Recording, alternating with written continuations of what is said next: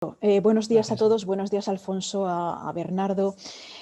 Para nosotros, en primer lugar, agradeceros contar con ISEC para el desarrollo de esta guía, felicitaros por la estupenda iniciativa porque pienso que el sector siderúrgico es un sector estratégico, como bien comentaba Mercedes, y que necesita de soluciones o de aclaraciones por las características simplemente de su carga, por su masa, por su densidad, incluso del embalaje, que son estas cuestiones que estaba comentando Andoni.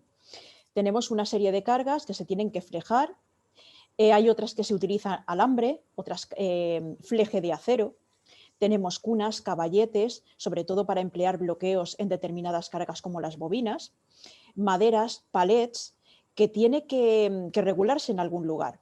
Está muy bien que en la legislación, en el Real Decreto 563, nos aporta una serie de normas técnicas que nos hablan de técnicas precisamente, de cálculos, de útiles para realizar, pero de una forma muy genérica, y pienso que era muy necesario regular el sector de una forma muy determinada. Voy a compartir ya la presentación.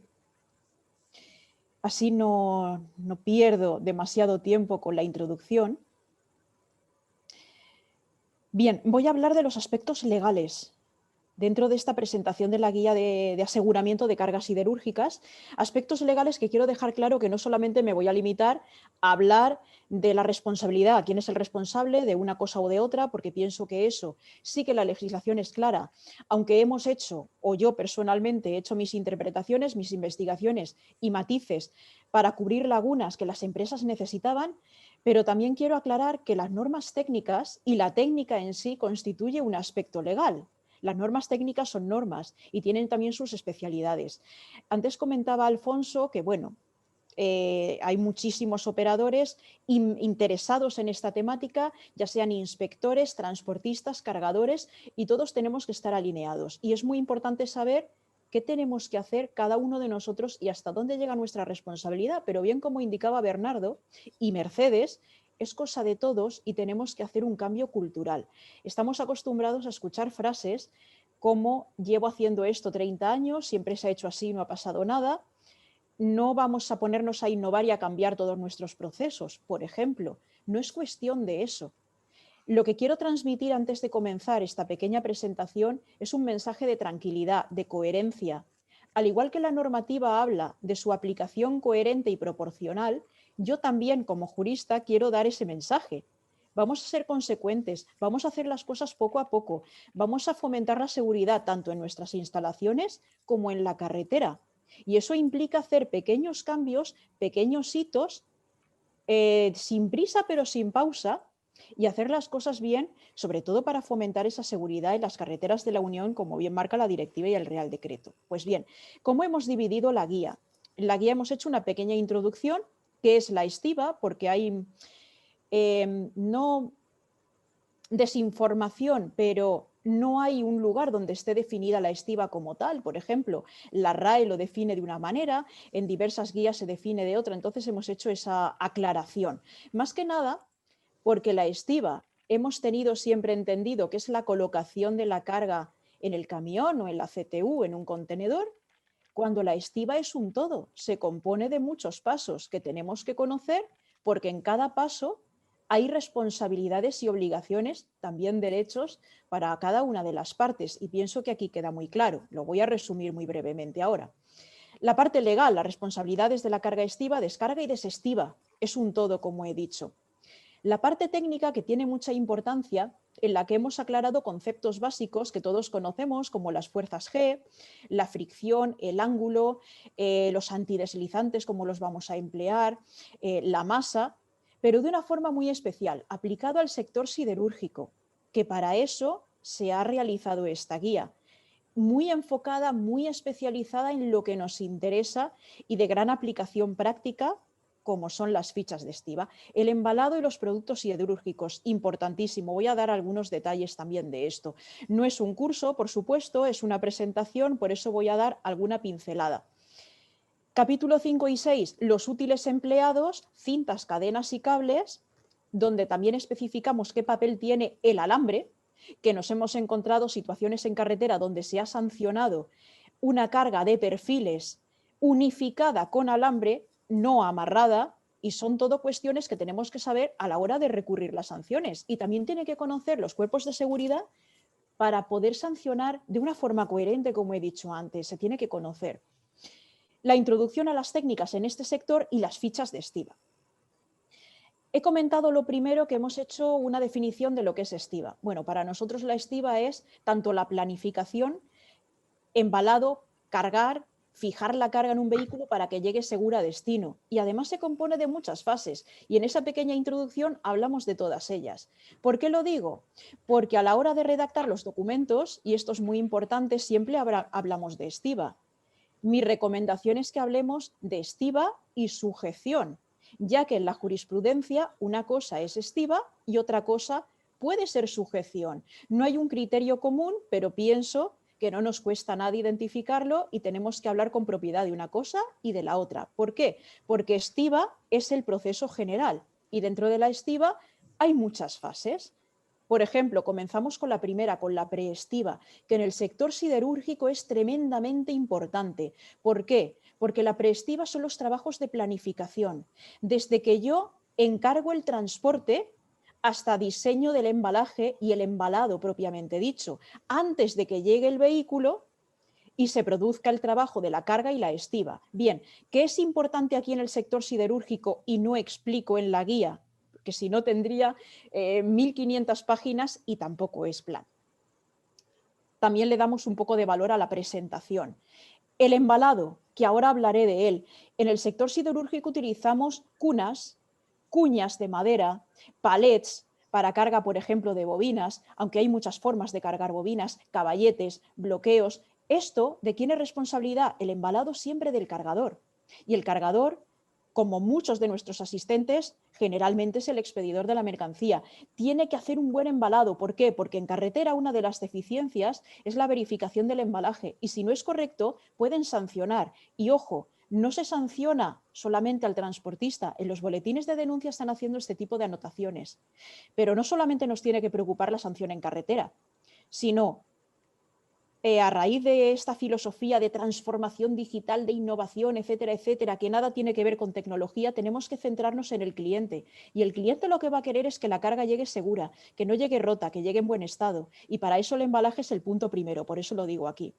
Cuando solicitamos el vehículo y somos el cargador, para mí, cargador, y para la legislación es quien encarga el transporte, quien lo contrata, también tenemos que hacer una serie de indicaciones. Por ejemplo, en la carga de bobinas o en productos, como en este sector, que tienen grandes dimensiones y son pesados, decirles que cumplan la normativa de puntos de amarre, porque muchas veces nos encontramos que nos viene un camión con puntos sin homologar, sin certificar, que ojo, no es obligatorio, pero nos encontramos el problema de cómo amarramos esa bobina de 10 toneladas al chasis o a puntos que solamente sujetan 2.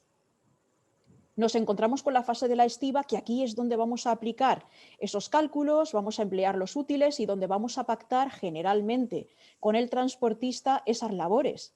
Labores que se tienen que pactar de forma escrita y previa a la presentación del vehículo. Y esto es una de las cosas que cuando empecé con este tipo de conferencias me miraban como loca y no se lo creían, pero decía, ojo, que se está haciendo una práctica que no me gusta, que es que en la carta de porte se le dice al transportista que la responsabilidad de la estiba y el amarre es suya. Bueno, generalmente se decía de la estiba. Yo aconsejo decir estiba y sujeción o estiba y amarre.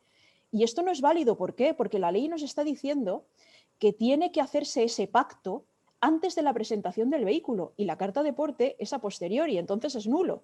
Y aquí nos encontramos con la siguiente traba. ¿Cómo hago yo un pacto? Bien, se hacen contratos que se pueda acreditar en carretera, porque la instrucción 18TV, que ahora llegaremos, nos dice que se tiene que hacer así. Eso es lo que nos llevó a crear las fichas de estiba. Pero antes terminamos los pasos de la estiba con la desestiva. Importante también, sobre todo en el sector siderúrgico, que la descarga, desembalado de las cargas nos puede ocasionar problemas, como estos ejemplos que he puesto aquí, que están en la guía. En la foto de la izquierda, si quitamos esa cinta de amarre que no es linga, también hay una confusión en los conceptos, se nos puede caer la carga. Lo que aconsejamos es eslingar primero y después retirar los útiles de estiba. que Andoni como experto en producto aquí verá varios fallos ya en la foto y podemos estar hablando durante horas, pero no es el momento. Y en la foto de la derecha vemos una carga de chatarra en bañera y lo que aconsejamos es que se hayan quitado esos listones transversales de seguridad para poder inclinar la bañera y proceder a la descarga, porque si no la carga se puede enganchar y puede afectar al resto. Esto respecto a la introducción, mucho más extensa en la guía, por supuesto, pero también hemos hablado de conceptos básicos como son las fuerzas G y no voy a entrar en ello. Pero uno de los elementos que tenemos para compensar esa fuerza G es la fricción. Y lo que se aconseja es utilizar antideslizante de 0,6 o de 0,8 de coeficiente de fricción, que viene a ser lo mismo que retención de un 60 o un 80% del peso de la carga. Y una aclaración, no voy a entrar a leerlo todo porque está en la guía legal. A ver, no hay ninguna norma internacional ni europea que regule el antideslizante, por lo tanto, no nos pueden sancionar ni por no llevarlo, pero tampoco llevándolo hay un criterio de cómo colocarlo, pero aquí hacemos una serie de recomendaciones de cómo colocarlo porque es un punto que nos preguntan siempre.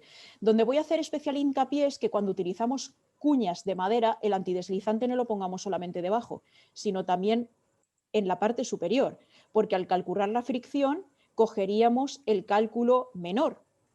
La mercancía con el taco de madera no tiene el antideslizante, y estaríamos ahí perdiendo una gran oportunidad. Si no utilizamos antideslizante, quiere decir que vamos a emplear más cintas y en este tipo de cargas que son pesadas nos saldría un número desorbitado. Entonces aquí lo que siempre recomendamos es utilizarlo. El embalaje está regulado en la Ley 15/2009, que es la Ley Sectorial de Transporte. Bien, nos dice que es el cargador el responsable de hacer un acondicionamiento de señalización, de acondicionar la mercancía. Bien, en el sector siderúrgico, en la guía hemos definido pues, diversos tipos de producto. Producto largo, plano, tubo y transporte especial. Producto largo, barras, perfiles estructurales, corrugado, alambrón y material para vías. Bien, como ejemplos he puesto, por ejemplo, en corrugado se hace muchísimo hacer paquetes con alambre. En los perfiles también se suele flejar con fleje de acero o con alambre para hacer esos paquetes. Importante a nivel legal, no nos pueden sancionar por hacer una unificación de la carga con alambre, aunque no es un producto ni homologado ni que está regulado en ninguna norma, porque estamos unificando y la unificación del conjunto es un paso esencial como parte del embalado en cualquier sector, pero también, sobre todo en el siderúrgico. Lo que tenemos que tener en cuenta es que a la hora de la carga, cuando una vez se ha realizado y antes de estibar, que no esté suelto, que no se haya aflojado, habría que otra vez apretarlo de alguna manera o tensarlo. Es decir, no hay ninguna fórmula para que el alambre nosotros sepamos si se ha utilizado de forma correcta o no, pero no nos pueden sancionar por ello. Algunos ejemplos de prácticas que se hacen en el sector. Y he visto de todo, desde carga de alambrón en bañeras totalmente suelta, igual 2 rollos, camiones sin testero cargando perfiles o palanquilla. Generalmente se quita el testero, pues una práctica común para que se ganen esos 50 centímetros más, o la carga en pirámide, que por supuesto la distribución de peso y el peso por eje afecta a la estiba y muchas veces no se puede pegar toda la carga contra el testero para evitar esos 15 centímetros. Se tiene que retirar porque si no el peso por eje se nos va. Mensaje tranquilizador porque tampoco puedo estar hablando horas y horas aquí. No es sancionable llevar un camión sin testero si yo la carga la llevo bien amarrada, con un amarre superior, bucle y un resorte o un bloqueo, por ejemplo. Tampoco por llevar alambrón en una bañera o por retirar la mercancía en caso de esta carga de tubo en pirámide, siempre y cuando apliquemos las técnicas que tenemos en la guía y tengamos cuidado de emplear resortes, bloqueos para que la carga no se deslice. La parte legal, pues pienso que es muy clara para muchos de vosotros y lo voy a resumir de esta manera. Por un lado tenemos una serie de normas, tanto el Reglamento General de Circulación, que nos dice que la carga no puede caer, arrastrar o desplazarse de manera peligrosa, etcétera, etcétera, producir polvo. Esto tiene que ver con las bañeras cargadas de graneles, como la chatarra, la viruta de metal. Una de las preguntas clave que nos hacen es si se necesita o es obligatorio llevar toldo o la red, que después si hay alguna pregunta la resolveré, la responsabilidad. En la carga ADR desde 2013 ya se está diciendo que es óptimo amarrar según las técnicas de este Real Decreto. Cargador responsable de la carga y estiba antes de la responsable de la carga y estiba, salvo que se pacte con el porteador antes de la presentación del vehículo, etcétera. El pacto, que ya lo he comentado, se necesita si eres cargador, si solicitas un transporte, ese pacto por escrito y previo con el porteador, que no nos vale en la carta de porte, se puede poner, pero como un añadido a ello.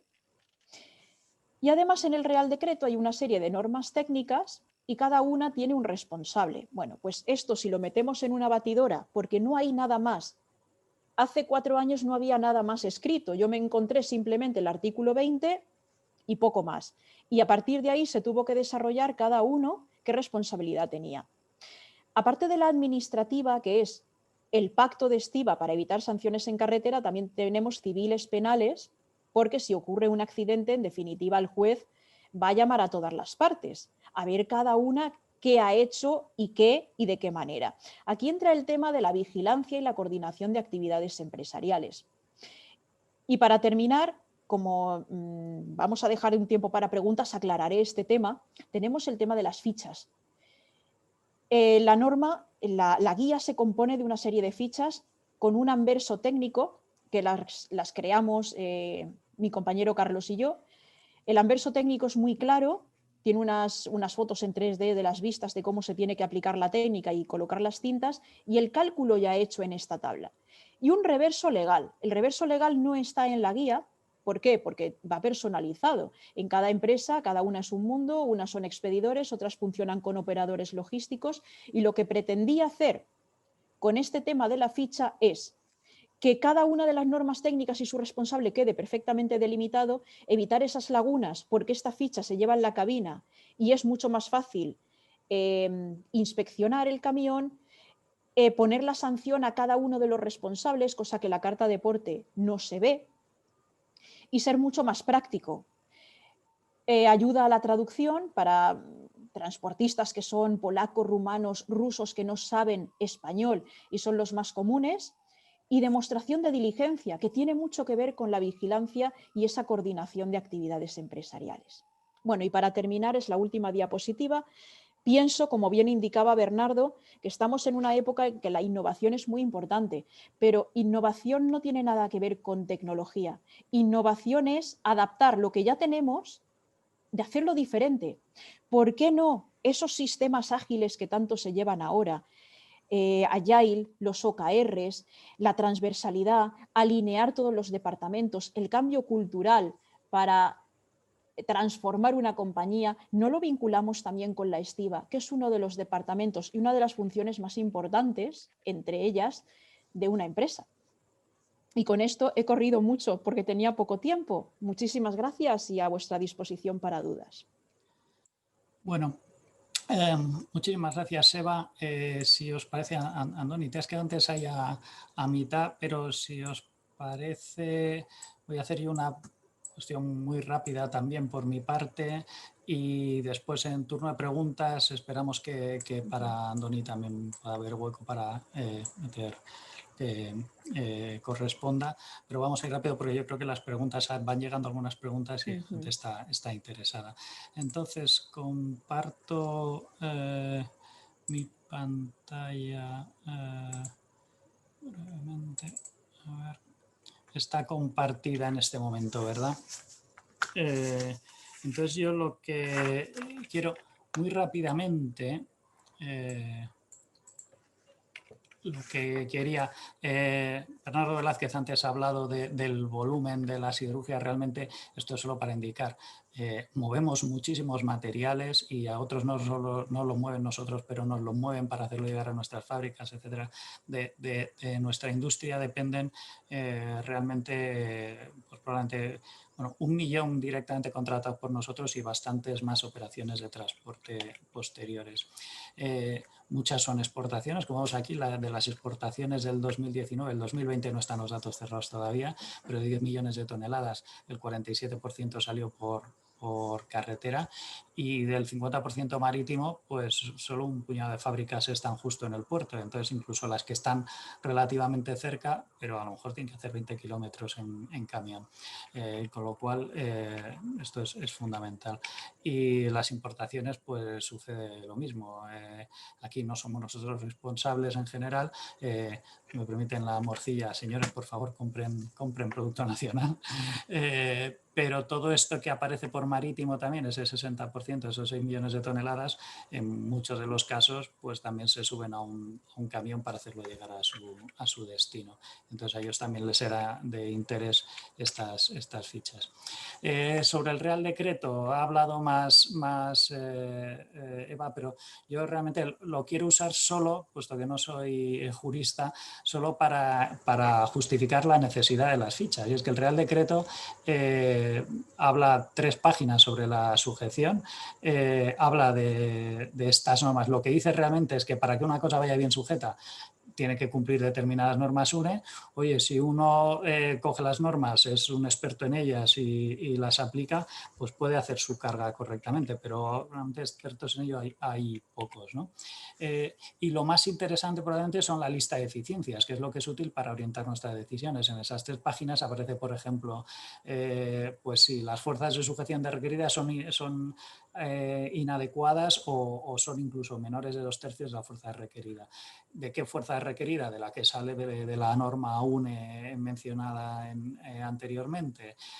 Si uno lo aplica correctamente, bien, pero ¿cómo se sabe? Pues es bueno tener un guía burros, ¿no?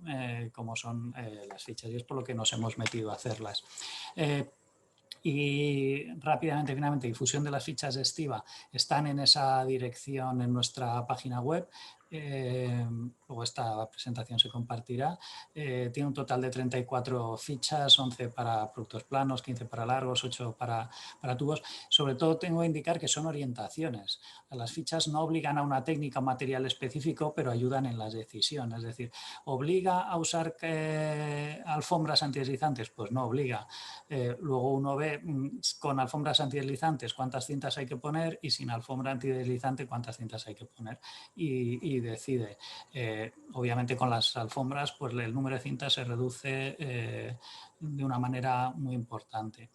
Se centran en el aseguramiento, no cubren otros aspectos de la carga. En esas no hablamos de la distribución de las masas en cada eje, etcétera, que además pues la experiencia tiene que ayudar a cubrir, ¿no? Realmente nos hablamos del aseguramiento solo. Y quiero indicar que con mejores materiales irán cargas más seguras. Lo que se ve en todas las fichas es que cuanto mayor sea la resistencia de las cintas, de las carracas, etcétera, de la alfombra, las cargas van más seguras y es necesario usar menos material. Sé que es un cambio con lo que se hacía en el pasado, pero bueno, es un camino para ir desarrollando y que invito a todo el mundo a seguir. Y finalmente, las fichas no pueden cubrir toda la casuística de cada camión que vaya a salir de una de nuestras fábricas, pero lo que yo creo que está claro es que para cada, incluso en el caso de que alguna no cubra, el mirar las fichas, las orientaciones, utilizar una que se parezca, etcétera, llevará a hacer un aseguramiento mucho mejor que basado simplemente en la intuición. Y